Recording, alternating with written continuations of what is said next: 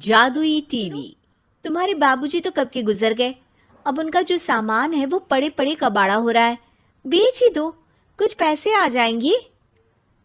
बात तो सही है। अगले संडे फुर्सत में यही करेंगे।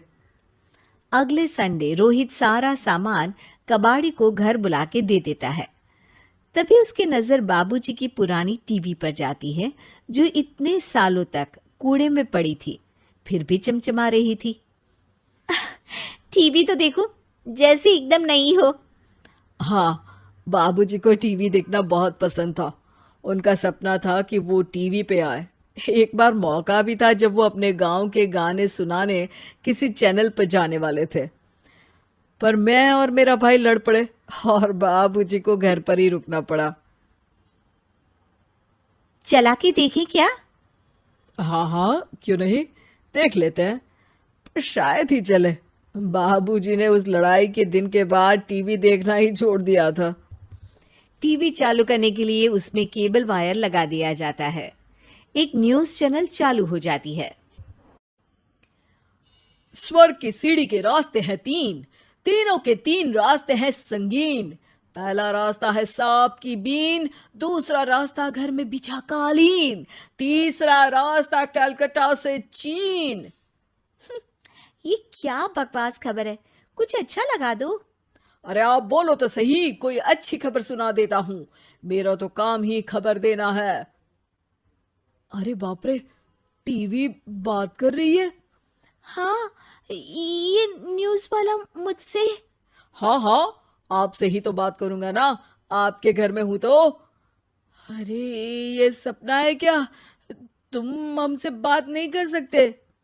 अरे सपना नहीं भाई साहब, ये टीवी जादुई टीवी है। बोलो, क्या खबर सुननी है, वरना ब्रेक लेने का टाइम आ जाएगा। सुप्रिया घबरा के टीवी बंद कर देती है। वो क्या था? अरे एक बार और चालू करके देखे, फिर से बात करेगा तो चैनल बदल देंगे। सुप्रिया फिर टीवी चालू कर देती है। अरे ऐसा कोई मुंह पे टीवी बंद करके जाता है क्या? मुझे बुरा लगा आपका नेचर। चाय पानी तो पूछो। सुप्रिया टीवी के बटन से चैनल बदल देती है। अब टीवी पर एक फिल्म चल रही है। अरे ये तो सूर्यवंशम है ना? हाँ, और ये ठाकुर को जहर की खीर दे दी और उसको पता भी नहीं है। ए भाई, खीर मत पीना, उसमें जहर है, मत पीना। ठीक है महाशय, जैसा आप कहें। हाँ। अरे, आपकी बात मान ली, पूरी पिक्चर ही अब तो बदल जाएगी। मतलब ये सच में जादुई टीवी है? तभी वहां कबाड़ी आ जाता है। भैया, टीवी के 150 रुपए दूंगा, चलेगा? अरे 1.5 करोड़ में भी ना दे तुमको ये टीवी हम।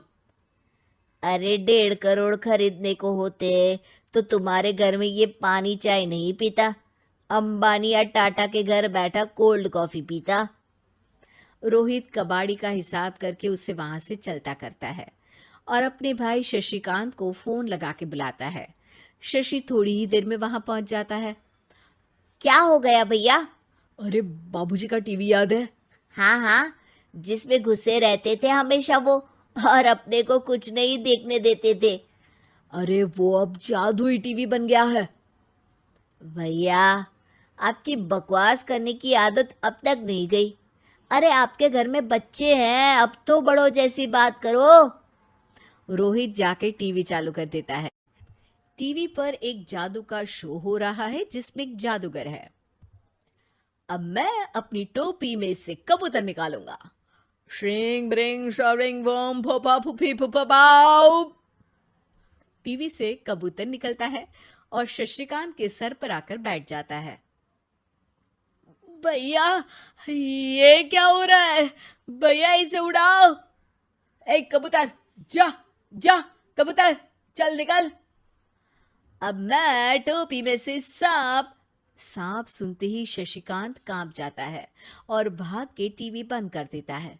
भैया, सॉरी भैया, मैं समझ गया ये सच में जादुई टीवी है, पर एक बार और ट्राई करते हैं। पर भाभी, कोई दूसरा चैनल लगाओ हाँ, जिसमें डर ना लगे। सुप्रिया टीवी चला देती है और न्यूज लगा देती है।